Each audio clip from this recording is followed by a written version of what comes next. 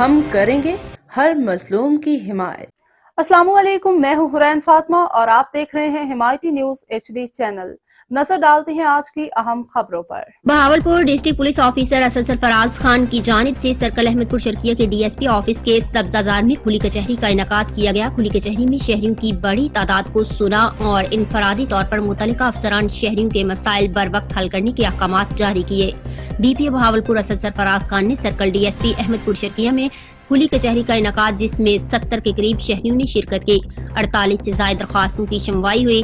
DPO Asad Sarfraz Khan نے کھلی کچہری میں 5 ماہ قبل قتل ہونے والے بچے محمد عدیل کے والد محمد عرفان اور مقامی صحافی کامران خان کلال کے بھتیجے کے قاتلوں کو کیفر کردار تک پہنچانے کے لیے مکمل یقین دہانی کرائی اور فوری طور پر نوٹس لیتے ہوئے IT ٹیم بھی تشکیل دی۔ اس کے علاوہ تمام سائلین کے مسائل کو تفصیل سے سنا اور انفرادی طور پر متعلقہ افسران کو بروقت قانونی کارروائی اور واپسی رپورٹ کے احکامات بھی جاری کیے۔